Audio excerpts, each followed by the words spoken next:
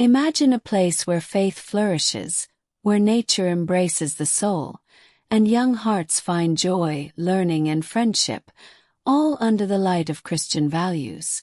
A haven of peace, with nearly a century of history, nestled on the banks of a river that, for generations, has been a source of joy and inspiration. But sometimes, the indomitable force of nature manifests itself in ways that defy our understanding and test our faith. In an overwhelming instant, tranquility can transform into a scene of unimaginable pain and loss, leaving behind a trail of sadness and questions. What happens when a place built on solid foundations of faith and community is confronted with such colossal and unexpected adversity? This story, which reaches us with echoes of human fragility and spiritual resilience, invites us to reflect on life, faith, and the importance of being connected to one another. Before we delve into the details of this narrative that may touch your heart deeply, I want to invite you to a powerful gesture of unity and faith. If you have someone in your life, a friend, a family member, who is going through a difficult time or simply needs to feel the power of prayer, write their name in the comments below. We will gather all these names for our main prayer with the Holy Rosary, trusting in God's intercession and love. Camp Mystic, located on the banks of the Guadalupe River in Kerr County, Texas Hill Country, is a Christian summer camp for girls. It was more than just a camp. It was a tradition, a temporary home for girls, a space dedicated to cultivating Christian values and building lifelong memories.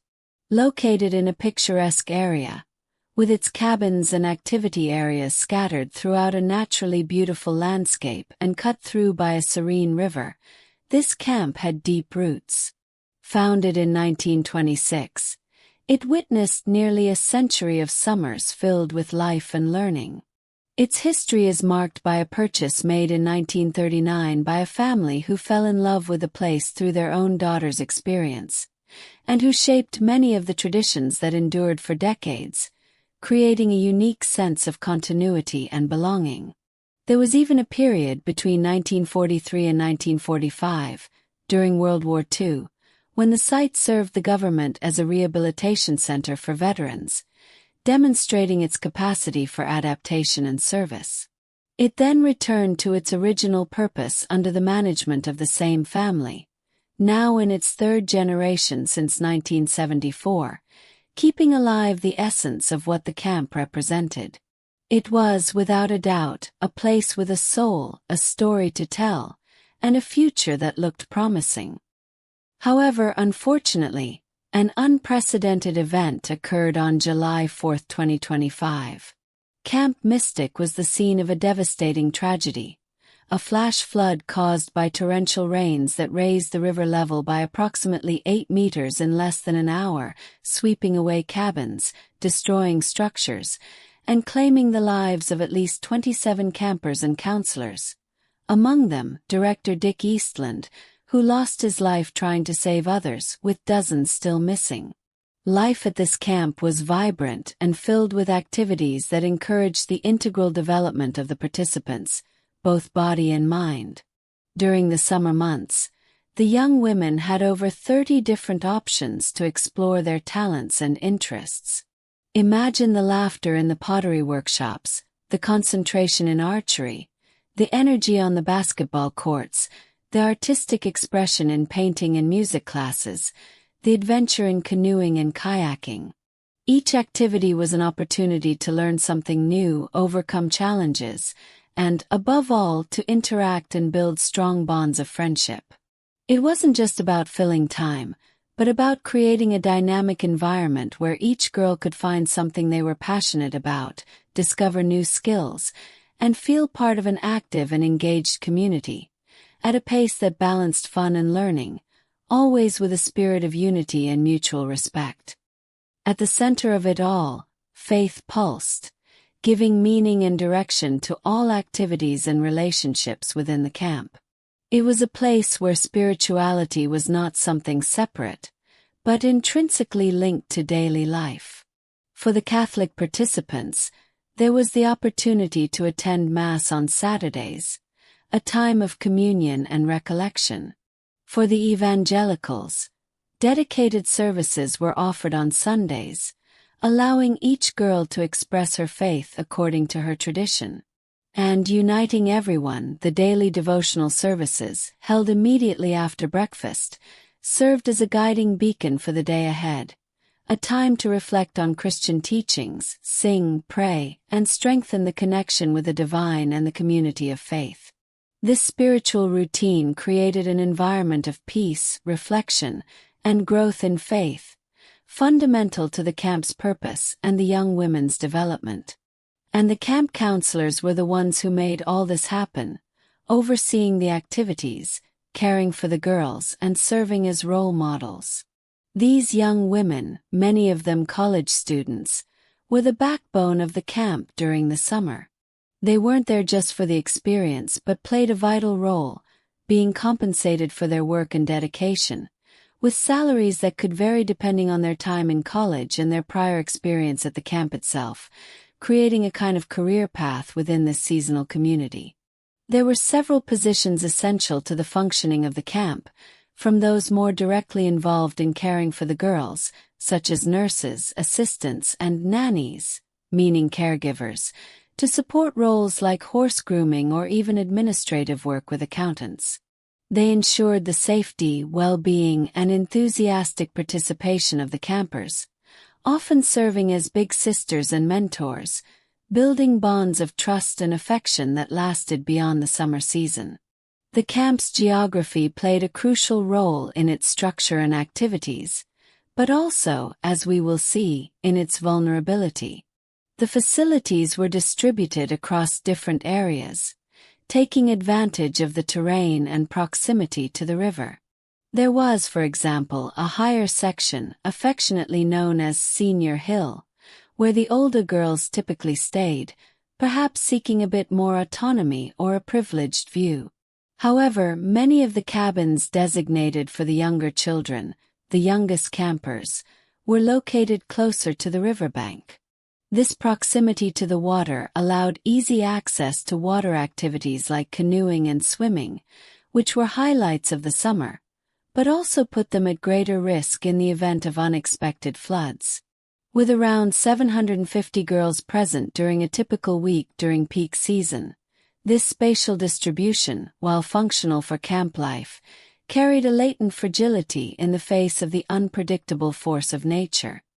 And it was this unpredictable force that, in a shocking moment, completely transformed the landscape and reality of that peaceful place. In an incredibly short space of time, just 45 minutes, the gently flowing, inviting river rose dramatically, reaching an extraordinary height of 8 meters above its normal level. It was an avalanche of water and mud, a catastrophic flood that advanced with frightening speed. The lowest areas of the camp, where the younger girls' cabins and many of the activity facilities near the river were located, were the first and most violently hit by the overwhelming force of the flood. There was no time for everyone to react or fully evacuate. The water arrived with a fury few could have predicted, sweeping away everything in its path and leaving a trail of destruction that would forever mark the history of that place. Faced with an event of such magnitude, the response could not be limited to the local level, requiring the joining of forces at different levels to deal with the consequences and assist in the search. The camp administration, aware of the need to mobilize all possible resources, contacted local and state authorities directly, seeking support for search and rescue operations and for managing the unfolding crisis. The area was isolated, without potable water, electricity, or internet, making communication and coordination an immense challenge. The need for more help was clear and urgent, and the extent of the impact led to an even greater level of response. The region's lieutenant governor confirmed the number of young people present during the week of the tragedy, and in a step that demonstrates the gravity of the incident, even the country's president signed a disaster declaration for the affected county, a formal step that released additional resources and support to assist in the search for anyone still missing and to begin the long process of recovery and support for families. This movement at various levels, from neighbors who helped, to first responders who risked their lives, to the highest levels of government, shows how the community came together in solidarity in the face of adversity. The camp, even amid its own grief and the hard work of dealing with the aftermath, expressed deep gratitude for this outpouring of support, recognizing that in times of darkness, unity and mutual aid are beacons that guide us and give us the strength to carry on. The scene left by the flood was one of complete devastation, a painful contrast to the joy that had been there moments before. The belongings of children and adolescents, such as teddy bears, blankets, mattresses, and so many other objects that held memories and comfort, were scattered and covered in thick mud, unrecognizable. The account of one of the participants, a girl who described the camp as completely destroyed, conveys the extent of the shock and reality faced by the survivors. The camp, in a heartbreaking statement, confirmed the loss of 27 lives, including campers and counselors, expressing the heartbreak of their families and the community that constantly prayed for them, while desperate parents searched social media for news of their children, sharing photos in the hope of finding information amidst the chaos and uncertainty. This story, which shows us the overwhelming force of nature and the fragility of human life in the face of it, invites us to look at our own lives and the importance of cultivating our faith daily. Just as faith was a pillar at that camp, it should also be in our lives. We don't need a tragedy to seek God, to pray, to forgive those who have hurt us, to find the inner peace that soothes the soul in times of tribulation. We need to seek more faith each day, to pray for more conversions, starting with our own. Each day is a gift, an opportunity to connect with the divine, to give thanks, to pray for ourselves and for others. And on this journey of faith, we remember how many people around us need a message, a gesture of love, a prayer. Therefore, I want to extend that special invitation again. Think now of the names of the people you want to place in God's hands, those who need healing, comfort, guidance, peace. Write their names here in the comments right now.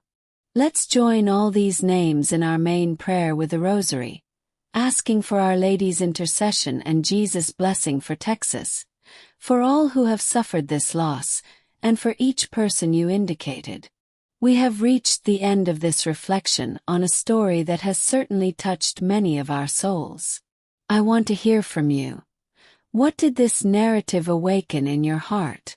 What part of the story most impacted or made you think? Your participation in the comments is invaluable and helps build our community of faith and reflection. We deeply thank you for following us this far, dedicating your time to this message. If the content was relevant to you, if it made you stop and think or feel something important, please like the video, as this helps us reach more people who may need it. And if you're not yet subscribed to the channel, click this subscribe button and activate the bell to be notified whenever we post a new video. May the light of faith always illuminate your path. God bless you.